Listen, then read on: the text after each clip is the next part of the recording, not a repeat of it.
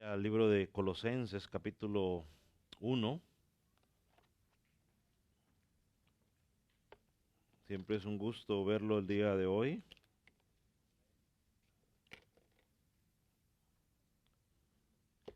Colosenses, capítulo 1. Y vamos a tomarnos nuevamente la libertad de volver a leer desde el versículo 15 hasta el versículo 20. Oh, man, dejé mis lentes, no está ayer.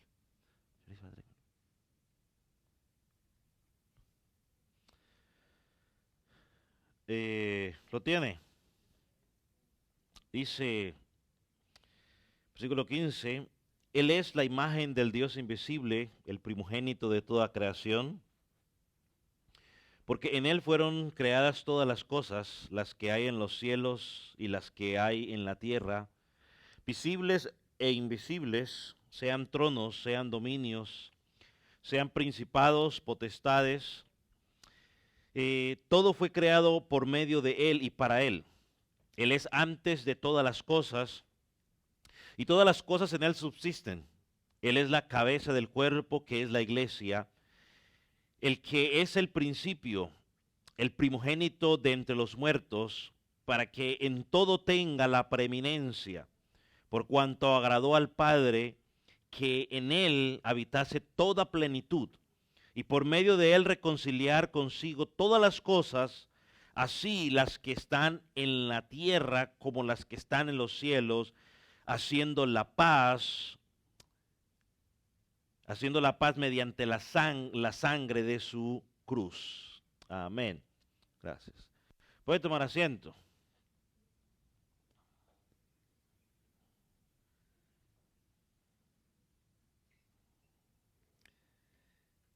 En las últimas 2 semanas comenzamos a meditar en esta sección que creo que va hasta el versículo 23. Y primeramente hablamos sobre la preeminencia de Cristo. Dijimos que Él era la imagen visible del Dios invisible. Dijimos que Él era esa imagen perfecta. Él es el primogénito de toda la creación, no porque Él haya sido el primero en haber sido creado, sino que estamos hablando en referencia a la autoridad.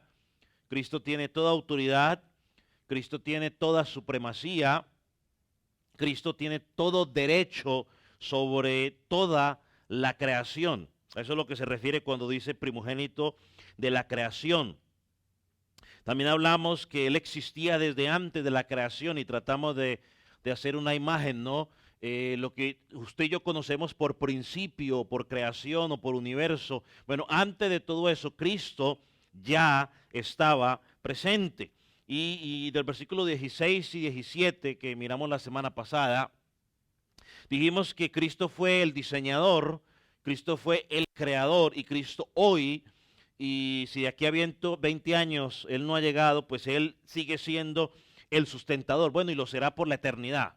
Él va a ser el sustentador de todo. Hoy vamos a enfocarnos en la parte de la preeminencia de Cristo en la redención.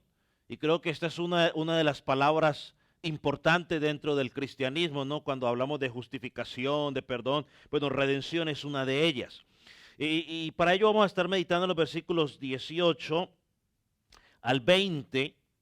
Y permítame leerlo una vez más. Él es la cabeza del cuerpo, que es la iglesia. El que es el principio, el primogénito de entre los muertos, para que en todo tenga la preeminencia. Dejémoslo allí. En este primer versículo vamos a encontrar 4 grandes verdades sobre Cristo como el centro de la redención. La primera es que Cristo es la cabeza de la iglesia. Eso es lo primero que encontramos en la primera parte del versículo. Y ahí entre paréntesis o en comillas se lo pongo. Él es la cabeza del cuerpo que es la iglesia. En la escritura encontramos muchas analogías para describir la iglesia. A veces se describe como una familia, como el reino, como un viñero, como un rebaño, como la novia, de Cristo, pero una imagen más profunda es el cuerpo. Y cuando el apóstol Pablo dice que Cristo es la cabeza y que la iglesia es el cuerpo, está señalando a la iglesia como un organismo ¿qué? Vivo, viviente, un organismo que está unido y que está inseparable ¿de quién? No, la iglesia está inseparable como un organismo vivo y que está inseparable ¿de quién? De la cabeza, y la cabeza es Cristo. Entonces, donde Cristo como cabeza, ¿qué hace? Controla cada parte del cuerpo. No solo la controla, la sustenta, y no solo la sustenta, sino que ¿qué? La dirige. O sea, el pastor no es la cabeza de la iglesia. La cabeza de la iglesia siempre ha sido y será Cristo. Cristo como cabeza le da vida a la iglesia y la sustenta. Vamos a leer dos pasajes rápidamente. Colosenses 2:19, ahí más adelante. Colosenses 2, capítulo 2, versículo 19. Mire lo que dice. Dice, y no haciéndose de la cabeza, en virtud de quien todo el cuerpo, nutriéndose, uniéndose por todas las coyunturas y ligamentos, crece con el crecimiento que da Dios. O sea, Dios o Cristo como cabeza es la que sustenta la iglesia. Esa mentira de que si el pastor está bendecido, la iglesia es bendecida, es mentira del diablo. Dios es el que bendice ¿qué? A su iglesia. Él es la fuente. Efesios 4, 15 y 16, más atrás, mire lo que dice.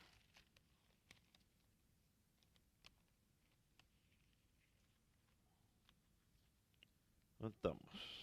Efesios 5, se lo doy tiempo para que usted busque. ¿Ya lo tiene?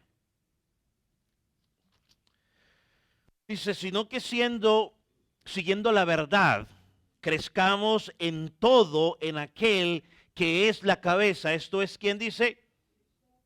Esto es Cristo. Yo le dije capítulo, que es capítulo 4, ¿no? Yo le dije el 5, ¿cierto? Es 4:15. ¿Le dije 5 o es 4, cierto? ¿Es 4? Bueno, quito 15.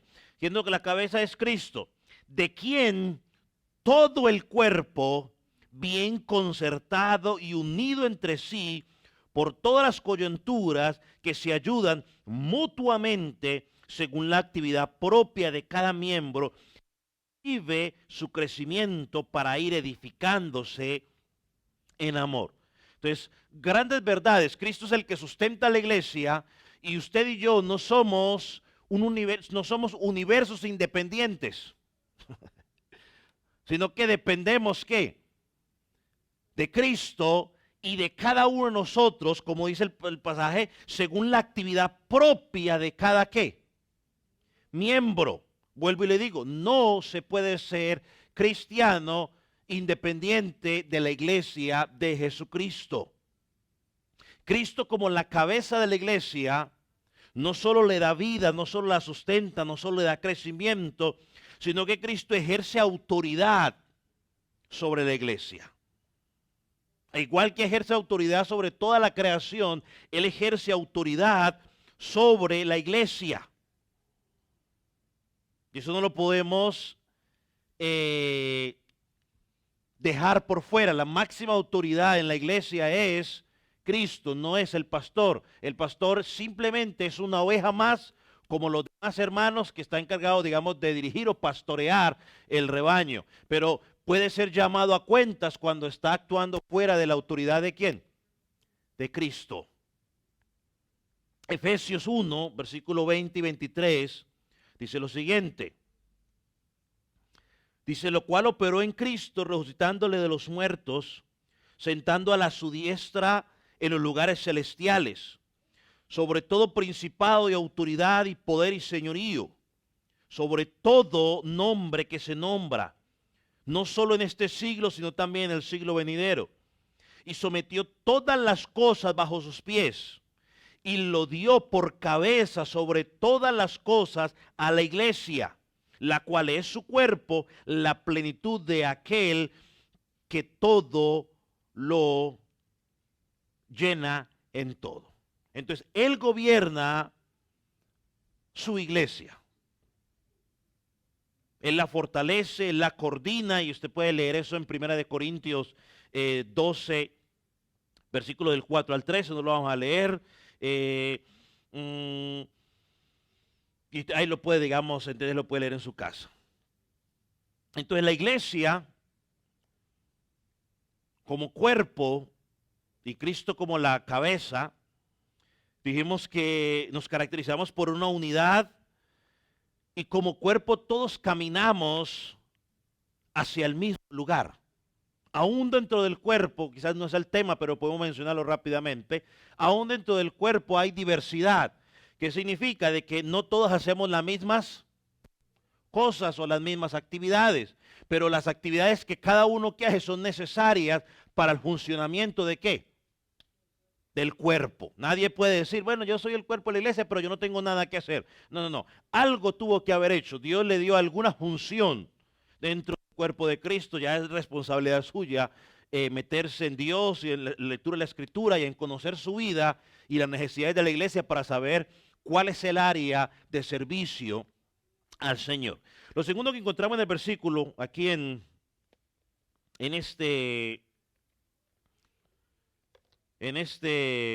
Colosenses, Él es el principio de la iglesia. Lo dice el pasaje, Él es la cabeza del cuerpo de la iglesia, él que es el principio. Hermano, la iglesia no se origina en Pedro. La iglesia se origina ¿en quién? En Cristo. Efesios 1:4 dice que Él nos escogió desde antes de la fundación del mundo para que fuésemos sin mancha delante de Él. Jesús, Cristo, es el que le da vida ¿a quién? A la iglesia. En su muerte sacrificial en la cruz del Calvario, y no solo en su muerte, sino en su resurrección, Cristo le da vida o el principio a la iglesia. Yo sé que Roma nos quiere hacer creer que la iglesia está fundamentada sobre Pedro. No, no, no es sobre Pedro, es sobre la confesión que Pedro hizo. Es sobre Cristo, que es la roca, la piedra angular. Cristo no puede, o Dios no puede poner, usando la lógica, simplemente la lógica, Dios no puede poner como fundamento de su iglesia a un simple mortal como usted y como yo. O sea, la lógica la simple lógica nos lleva a sacar esa idea. Es más, el mismo Pedro, en su carta, en primera de Pedro, creo, si no recuerdo mal, dice que está fundamentado sobre la piedra angular, y esa piedra angular es ¿quién? Cristo. El mismo Pedro lo dice. Entonces, Él es el principio, Jesucristo. Y sigue diciendo el versículo, el primogénito de entre los muertos. Cristo, en tercer lugar, o tercera verdad que encontramos en el versículo 18, Él es el primogénito de entre los muertos. Una vez más encontramos la palabra prototokos. Entre todos los que resucitarán, cuando Cristo se levante, llegue por segunda vez, Cristo es supremo en jerarquía. Hermano, cuando Cristo se levantó al tercer día de la muerte, sabemos que dio inicio a una nueva creación, a un nuevo pacto, a un nuevo pueblo, y que todos los que moriremos en algún momento de nuestra vida, resucitaremos como Cristo resucitó. Seremos transformados como el cuerpo de Cristo fue transformado. Sé que su muerte, su resurrección fue el principio del cual gozaremos nosotros cuando Él llegue por segunda vez. Por eso Juan 14, versículo 19 dice, porque yo vivo, vosotros ¿qué? viviréis. Y esa es la promesa que tiene el creyente. Por eso Pablo, bueno, sí, digamos, esa es la promesa que tenía que tiene el creyente. Saber, o Pablo sí en 1 Corintios da una explicación profunda en cuanto a la resurrección. Y dice, si Cristo no resucitó, entonces vano es nuestra predicación. Entonces por eso se le conoce a él como el primogénito, el primero en autoridad y en haberse levantado de los muertos. Vamos a leer unos versículos. Porque búsquelo, Romanos 9, 8, 29. Y mientras usted lo busca, Cristo es el que tiene las llaves de la muerte.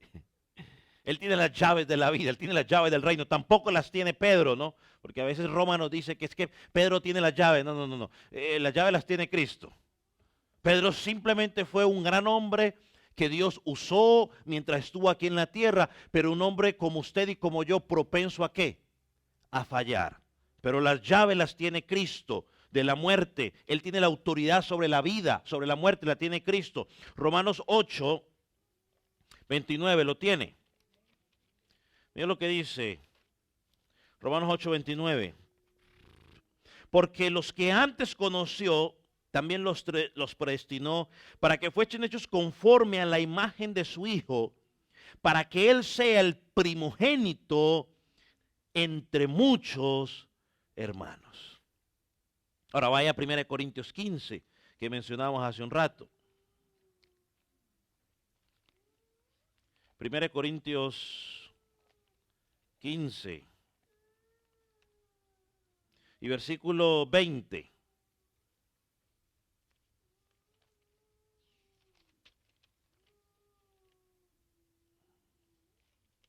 15, 20, aquí está. Dice la palabra del Señor, mas ahora Cristo ha resucitado de los muertos, primicias de los que durmieron es hecho. Él es la primicia, el primero en levantarse. Hechos 2, 14 y 15, también búsquelo.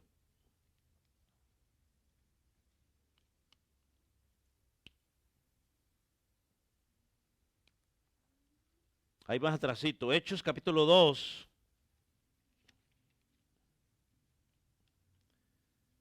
Versículo 14. ¿Lo tiene? Y 15. Así que por cuanto los hijos participaron de carne y sangre, Él también participó de lo mismo para destruir por medio de la muerte al que tenía el imperio de la muerte. Esto es el diablo. Y según Timoteo 1:10 dice, pero que ahora ha sido manifestado por la aparición de nuestro Salvador Jesucristo, el cual quitó la muerte y sacó a la luz la inmortalidad por el Evangelio. Entonces Él tiene el control de la muerte. Por eso en Él hay vida. Y en cuarto lugar encontramos en el versículo 18. Iba a leer, bueno, usted puede anotar y leer luego en su casa Filipenses 3, 21.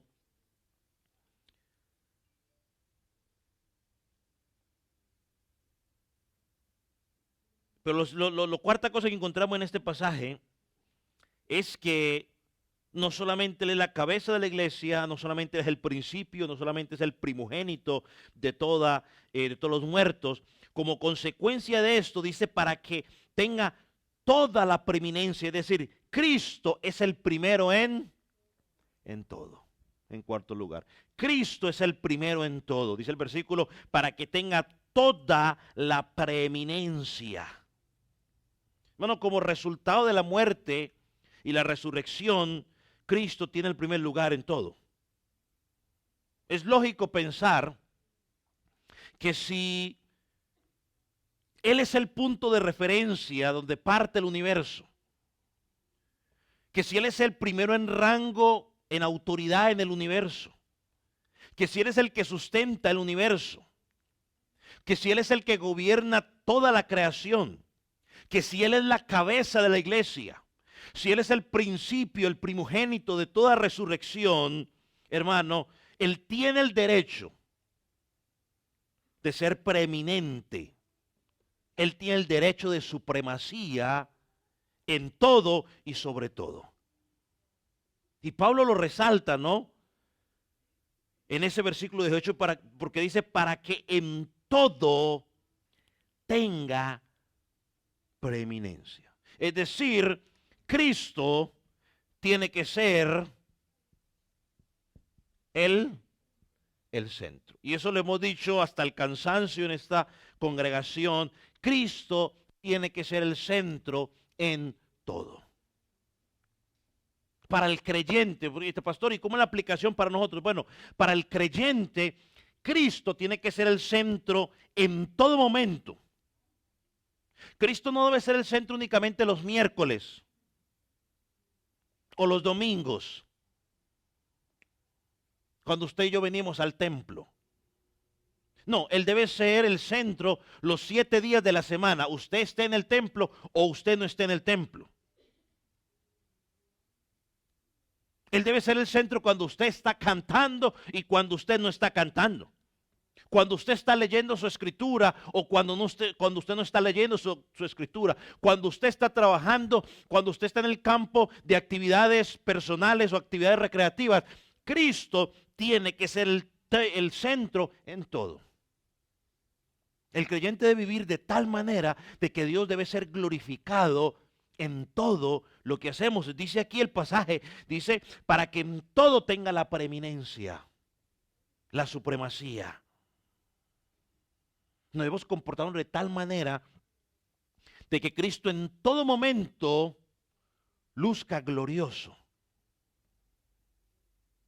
Y una vez más, en la iglesia el centro es Cristo, no es el hombre, no son mis capacidades, no es como me siento yo. Cuando nuestro engañoso corazón nos quiera poner como el centro, usted y yo tenemos que llevar ese pensamiento cautivo a la obediencia a Cristo.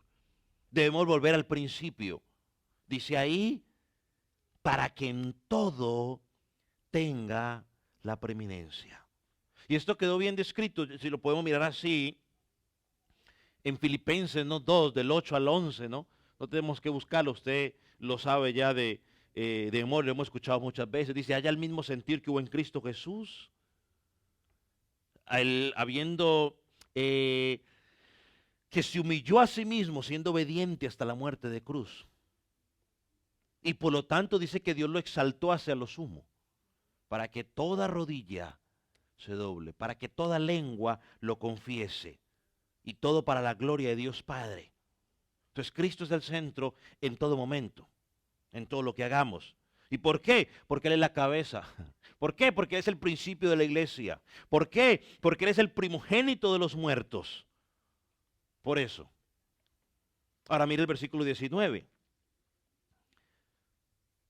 Por cuanto al Padre agradó o se deleitó al Padre que en Él habite toda plenitud. Este es el deleite del Padre. Y esto lo vemos aún desde antes de la fundación del mundo. Vaya, por ejemplo, a 2 pasajes, al Salmo 2.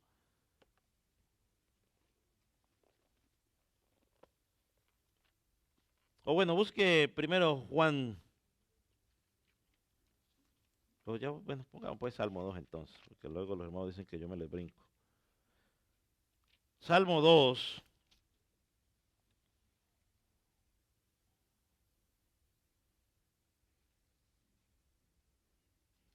Versículo 7.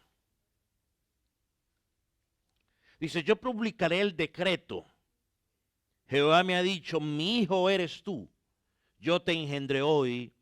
Pídeme y te daré por herencia a las naciones, como posesión tuya los confines de la tierra.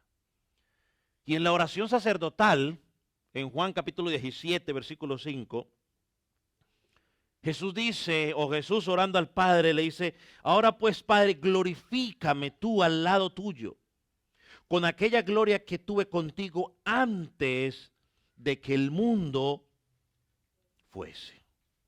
Entonces, y esto lo vamos a ver una y otra vez en el ministerio terrenal de Jesucristo, cómo el Padre se deleitaba en su Hijo, ¿no? Como dice aquí, agradó al Padre que en él habitase toda la plenitud. Por ejemplo, en el bautismo de Jesús, allá en Mateo 3:17, ¿no? Todos conocemos la historia. Cuando fue bautizado, dice que se oyó una voz del cielo que decía, ¿qué decía esa voz? Este es mi Hijo amado, en el cual tengo complacencia, en el cual tengo deleite. ¿Recuerda usted la transfiguración en Mateo 15? En Mateo 17, perdón, versículo 5.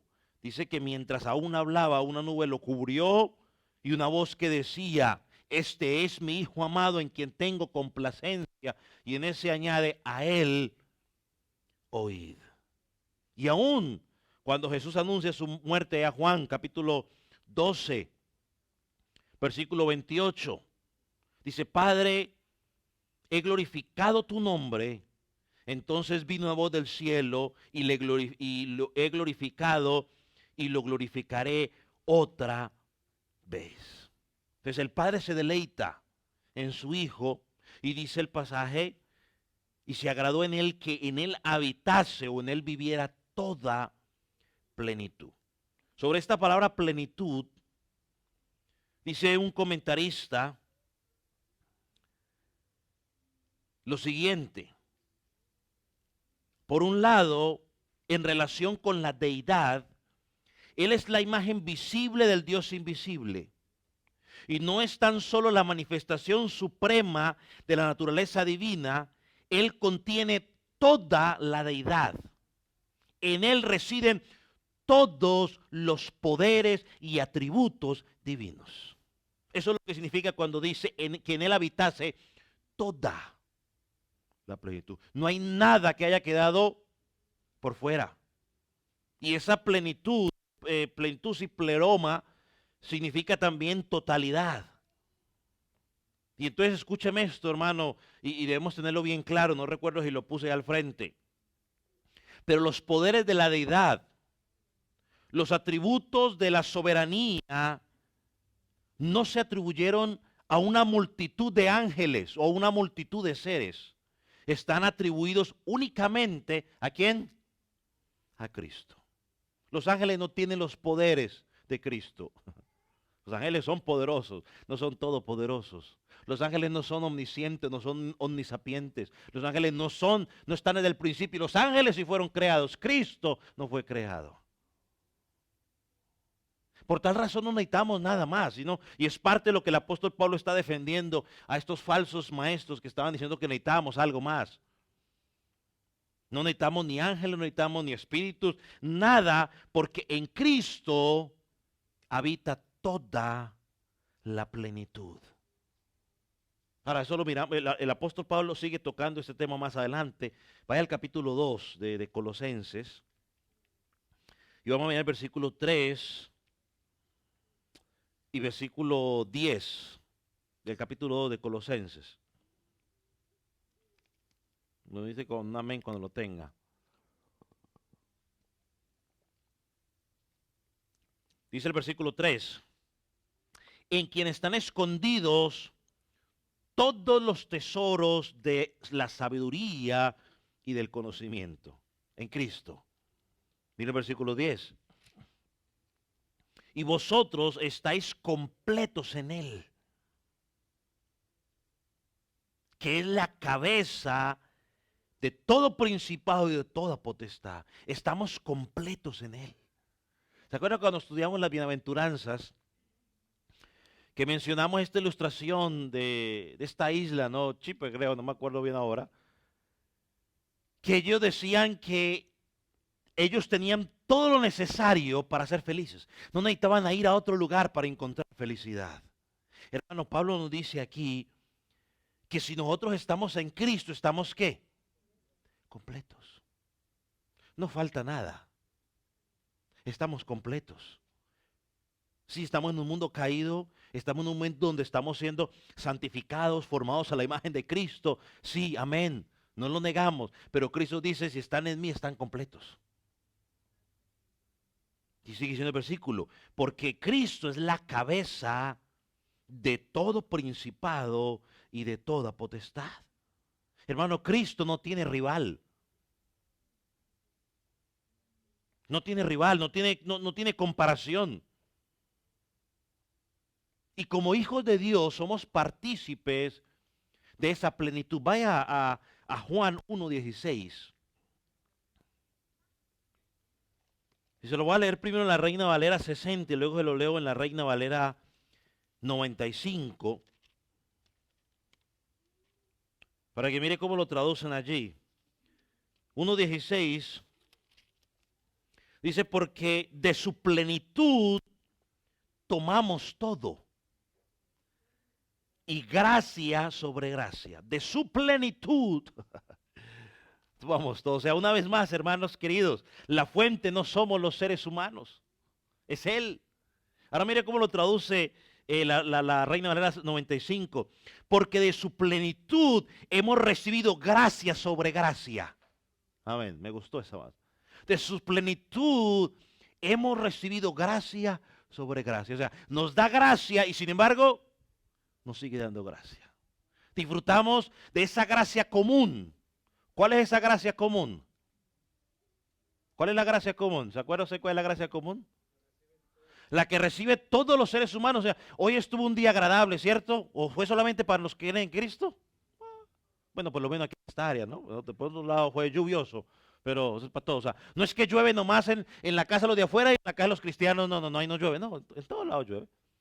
Todos disfrutamos, ¿no? De la naturaleza, de cosas, del polen, ¿no? Para arriba y para abajo, todos, ¿no?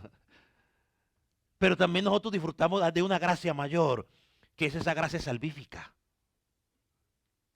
Y de otras gracias que Él sigue dando a nosotros día tras día. Entonces, de su plenitud hemos recibido gracia sobre gracia, hermano. En Cristo estamos completos, como dice este pasaje. En Cristo no nos falta nada. No hay que regresar a Egipto a buscar algo en Egipto, porque en Cristo lo tenemos todo. Y está disponible a los creyentes.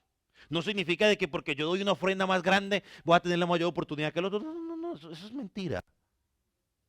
No, es que tú tienes que ser pastor para disfrutar de eso. No, eso es mentira. No, que tú tienes que ser apóstol. No, eso es mentira.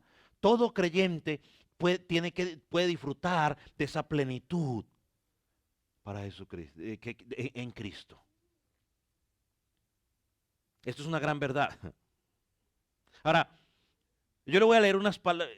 A ver, no sé si leérselas porque están un poquitico largas. Bueno, las voy a leer.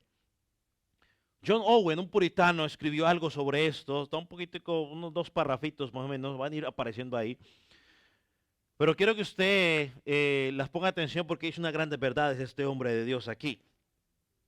Dice, la revelación de Cristo es el bendito evangelio, supera sin medida en excelencia, gloria, sabiduría divina y bondad a toda la creación y a su correcta y posible comprensión. Sin este conocimiento, la mente humana, aunque insista en ufanarse de sus descubrimientos e invenciones, permanece envuelta en tinieblas y confusión. Esta revelación exige, por lo tanto, la más grande exigencia de nuestro pensamiento, lo más excelente de nuestras meditaciones y la suma diligencia de nuestra parte. Porque si nuestra felicidad y gloria radica en vivir donde Él vive y completar su gloria, ¿qué mejor preparación para esto sino la previa y constante contemplación de esa gloria tal como ha sido revelada en el Evangelio y ser luego transformados en su misma gloria? Lo escribió en un libro que habla sobre la gloria de Cristo. Entonces, volviendo a nuestro pasaje de versículo 19, donde nos dice que a Cristo le plació, o al Padre se deleitó, que el Hijo tuviera toda plenitud. Uno podría preguntar, bueno, ¿y cuál es el propósito? Pues yo creo que la respuesta la encontramos del versículo 20 al versículo 23 y vamos a tratar de mirar un poco de una forma, algunos pensamientos introductorios a este versículo 20, para luego estudiar el 21, 22, 23. Pero mire, le damos nuevamente el versículo 20. Y por medio de él, reconciliar consigo todas las cosas, así las que están en la tierra como las que están en los cielos, haciendo la paz mediante la sangre de su cruz. Así que no solo todas las cosas fueron creadas por medio de él, por medio del Hijo, sino que también todas las cosas han sido reconciliadas por medio de él. Y si lo pudiéramos dibujar, yo traté a ver si pudiéramos hacerlo de esta manera. Podemos ponerlo por medio. ¿Esto qué pasó? No, este es el que no funciona. Ponerlo aquí por medio de él. Ponemos aquí, boom, y ponemos una raya para acá y otra para acá. Entonces, por medio de él, ¿qué tenemos? Todo fue creado. Fue creado. Por medio de él, todo subsiste. Y en el otro lado ponemos por todo de él, por medio de él, todas las cosas, pongamos aquí, todo fue reconciliado.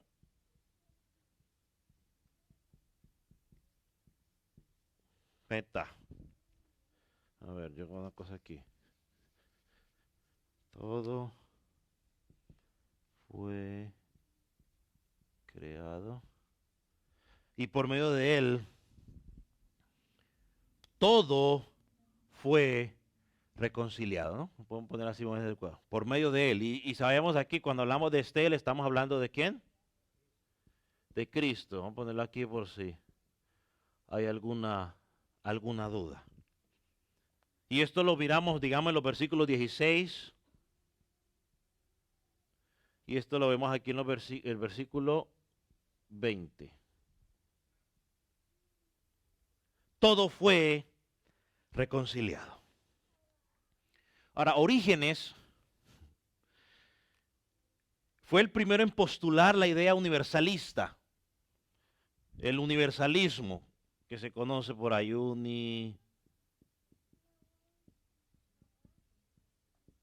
¿no? Que es lo que sostiene, pues, de que pues Dios, por ejemplo, es Padre de todos, que Dios salva a todos. Pero esta idea o esta interpretación, leer este pasaje y decir que como Cristo reconcilió todas las cosas, entonces pues todos van a ser salvos, reconciliados, pues es una idea que contradice la misma escritura. Yo le voy a poner unos pasajes, no lo vamos a leer todos, pero yo le puedo poner algunos pasajes para que usted luego medite en su casa y los lea, porque contradecirían lo que enseña el resto de la escritura. Por ejemplo, lo que enseña el Salmo 1. Por ejemplo, el Salmo 1, todos los que han leído el Salmo 1, presenta dos, ¿qué? ¿Cómo lo podemos llamar? Dos tipos de hombres, ¿cierto que sí? ¿Cuáles presenta el Salmo 1? ¿Qué tipo de hombres? Los jóvenes, ¿no me acuerdan? Los teenagers que los miramos hace unos días. Presentan los pecadores y presentan ¿quiénes? A los justos. Y al final dice que los justos, los pecadores no se levantarán en el día de que los justos se van a levantar. Entonces no podemos hablar de un universalismo. Daniel 12, capítulo 2, versículo 2 también lo presenta. Mateo 7, versículo 13, versículo 14. Mateo 25, versículo 46, Juan 5, versículo 28 y 29, Filipenses 3, versículos 18 al 21, Tesalonicenses, 2 Tesalonicenses, versículo 1 del 3 al 10, entre algunos pasajes, Nos sirven para desbaratar, digamos, esa enseñanza del universalismo, ¿no? Yo se lo dejo para que luego usted lo estudie en, en su casa. Pero algunos principios introductorios en cuanto al versículo 20, lo más seguro que posiblemente la próxima semana meditaremos un poco más en él para alinearlo con el versículo 21, 22 y 23. Pero un significado del versículo 20 alineado con el resto de la escritura puede ser el siguiente. Todos sabemos que por causa del pecado, ¿qué pasó con el universo? ¿No? Empezó a entrar el universo en algún conflicto, ¿no? Eh, la tierra, todo empezó a sufrir consecuencia del pecado y hasta hoy lo estamos sufriendo. Se destruyó por causa del pecado esa armonía que había entre quién, entre las propias criaturas. O sea, había una armonía entre Adán y Eva hermosa, ¿cierto que sí? ¿Qué pasó cuando entró el pecado? Hasta ahí llegó esa armonía. Lo que antes les producía deleite, les empezó a producir vergüenza, ¿no? Y hasta hoy vemos la situación. También entró esa lucha o se destruyó esa armonía que había entre las criaturas y Dios, su creación y Dios. Y cuando decimos que Cristo reconcilió las cosas, tenemos que alinearlo, por ejemplo, con lo que dice Romanos 3:25. Busque va Romanos 3:25. Donde apunta a que las demandas de la ley fueron satisfechas en la cruz. Y Romanos 3, vamos a buscar Romanos 3:25 y vamos a buscar Gálatas 3:13, esos son los dos pasajes. Romanos 3:25 dice lo siguiente: a quien Dios puso como propiciación por medio de la fe en su muerte, en su sangre, para manifestar su justicia a causa de haber pasado por alto en su paciencia los pecados pasados. Y en Gálatas 3:15 se nos dice lo siguiente. Gálatas 3:15 se nos dice, 3:13, perdón.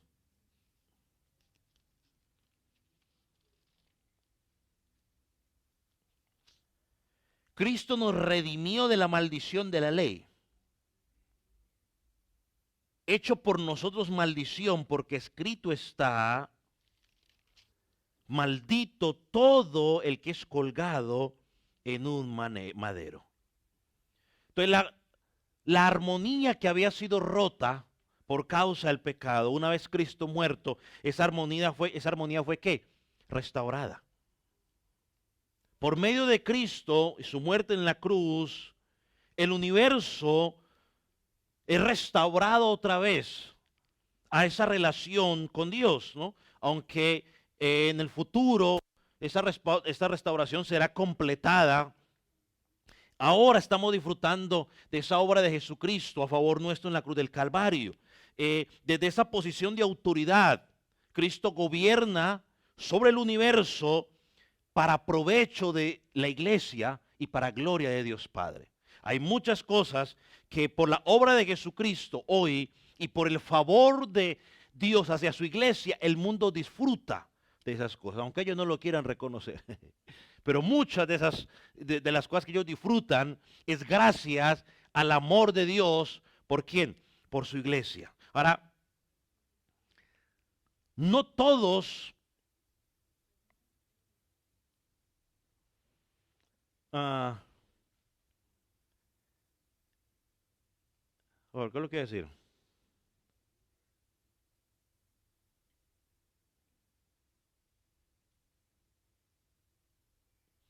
A la expresión ahí en Colosenses, donde dice las cosas, así las que están en la tierra como las que están en los cielos. no solo aparecen aquí en en Colosenses 1:20, esa expresión también la encontramos en Efesios 1:10 y también la encontramos en Filipenses 2:10. Efesios 1:10 dice lo siguiente, dice de reunir todas las cosas en Cristo, en la dispensación del cumplimiento de los tiempos, así las que están en los cielos como las que están en la tierra. Filipenses 2:10 lo presenta de esta manera. Para que en el nombre de Jesús se doble toda rodilla de los que están en los cielos, en la tierra y debajo de la tierra. Ahora aquí tenemos que hacer una diferencia entre cómo se someten las criaturas al gobierno de Dios. Porque encontramos aquellos que se someten al gobierno de Dios y aquellos que no se someten, los que someten voluntariamente y aquellos que no se someten voluntariamente. Hoy encontramos un grupo de tanto de ángeles y tanto de seres humanos corrompidos, es decir, incrédulos. Cuando digo corrompidos estoy haciendo referencia a incrédulos que voluntariamente no se someten a Dios, pero que amargamente e involuntariamente sí lo hacen. Por ejemplo, Colosenses 2:15, si usted lo puede buscar.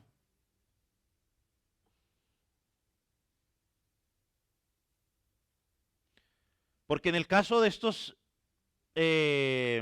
incrédulos, la paz que el apóstol Pablo habla aquí, o esa armonía, es impuesta. Ellos no la reciben de buena gana, pero es impuesta. Miren lo que dice Colosenses 2:15. Dice, y despojó a los principados y a las potestades, los exhibió públicamente, triunfando sobre ellos en la cruz. Y todos sabemos que el enemigo se tiene que someter a lo que Dios dispone y propone. Y eso lo vemos claramente en dos ejemplos rápidamente, vamos a recordarlos. En el ejemplo de Job, Dios le dio libertad hasta cierto momento, hasta cierta parte para actuar. Y el mismo Satanás dijo, pero ¿cómo quieres que yo lo toque si tú lo tienes protegido? Quita la protección y verá que yo me puedo acercar y hacer lo que yo quiero. Pero Dios le dice, está bien, hazlo. Pero cuida, ¿qué? Su vida. El mismo ejemplo de Pedro que hablábamos el domingo. Dice, Satanás, ¿a qué? Pedido. O sea, pidió permiso para zarandearte y se le fue concedido. Así que ellos están no lo hacen voluntariamente, pero sí tienen que someterse involuntariamente a lo que Dios ha dispuesto. Miren lo que dice Corintios, 1 Corintios 15.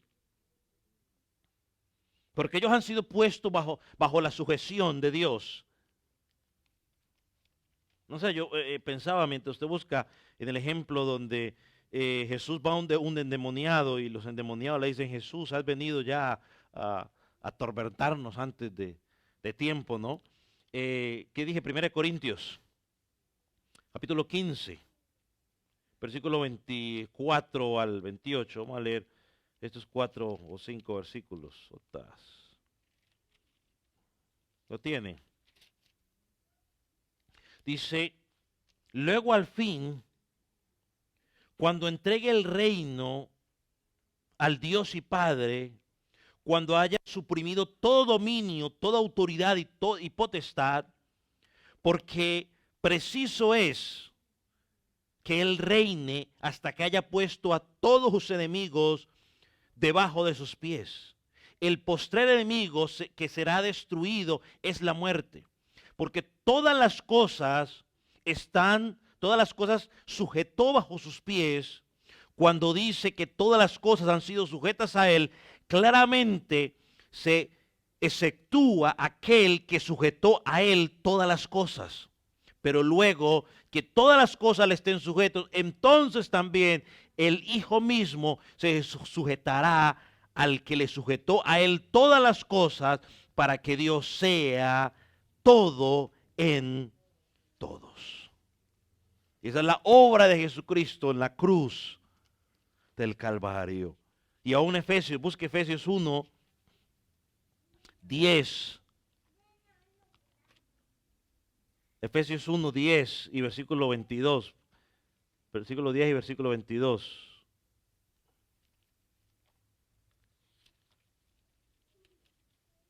¿Lo tienen?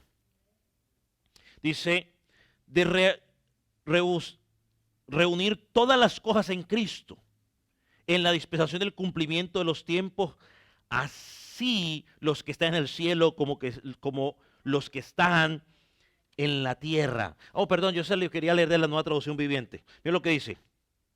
El plan es el siguiente.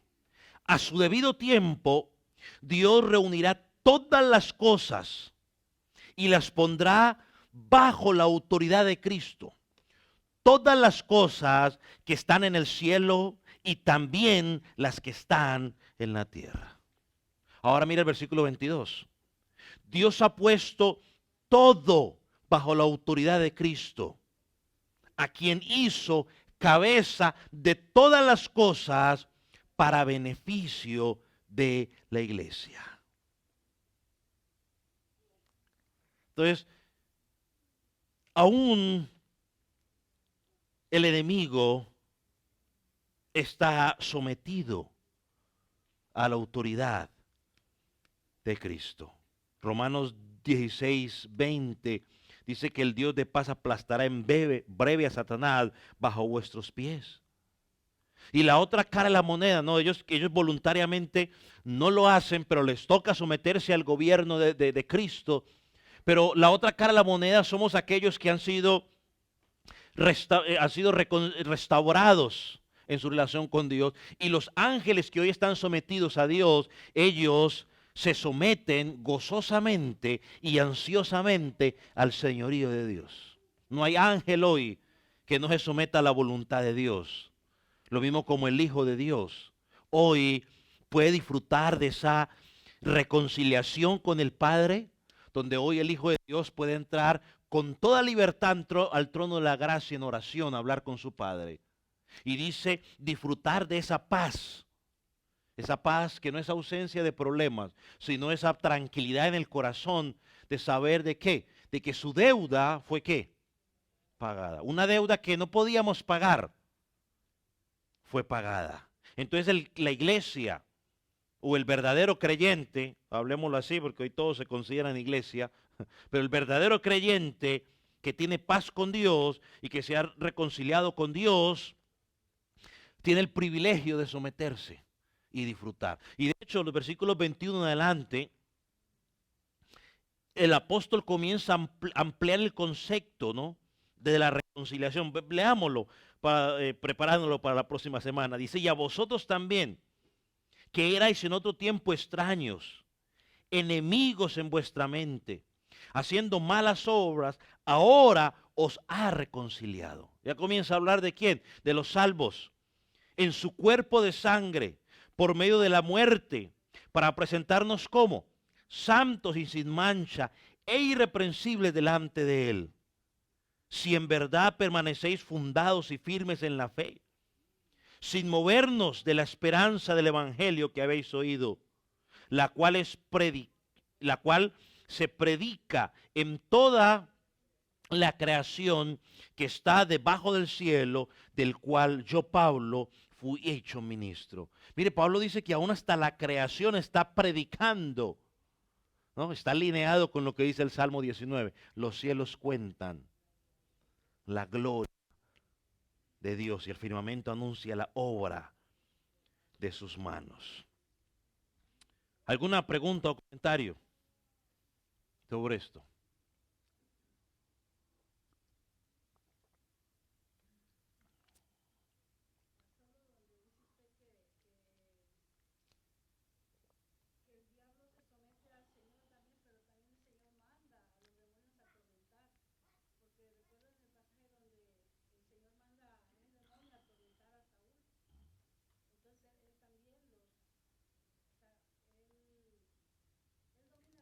Uh-huh.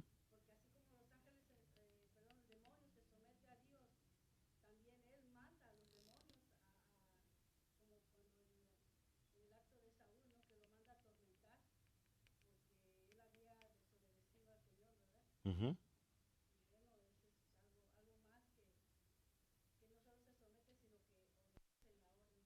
Claro, ese es el sometimiento, o sea, él no actúa por su cuenta y si quiere hacer algo, tiene que rendirse a la orden de lo que Dios ordene, ¿no? Lo vimos en el ejemplo de Job una vez más, no le dice, pues bueno, quítale sus cosas, pero pues su vida no se la toque, o sea, tenía ese limitante, ¿no? Entonces, no hay nadie que se resista y ahí Dios muchas veces, algunos les suelta, digamos, la cuerda en cierta manera para que actúen de cierta manera, pero él sigue teniendo el control de todas las cosas.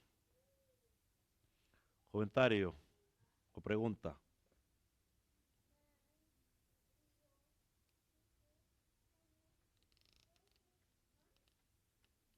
¿Ok? Vamos entonces a orar. Voy a pedirle que se ponga sobre sus pies.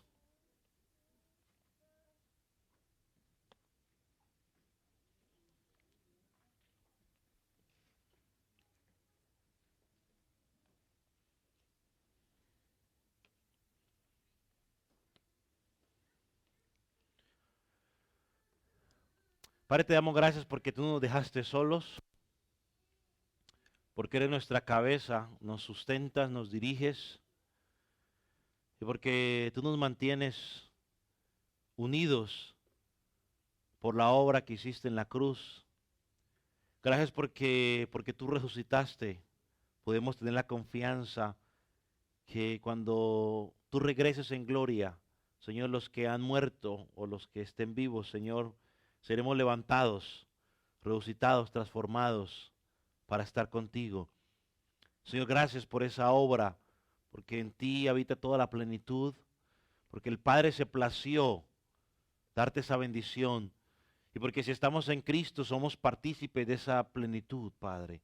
Oh, gracias porque tú nos has reconciliado, Señor, porque nos has permitido, oh Dios, disfrutar de esas bondades gloriosas de ser tus hijos. Señor, ayúdanos cada día a recordar y vivir en esas verdades.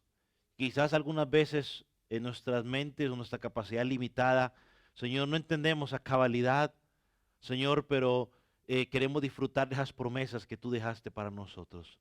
Bendito eres, eterno Señor. En tus manos quedamos para que tú sigas obrando, para que tú sigas abriendo nuestro entendimiento y para que cada día podamos entender. Señor, prepara nuestro corazón para los versículos siguientes, oh Dios, que describen grandes verdades que tú has hecho en nosotros y por nosotros. Señor, y permite que podamos entenderlas. En el nombre de Jesús, te damos gracias, mi Señor. Amén. Amén.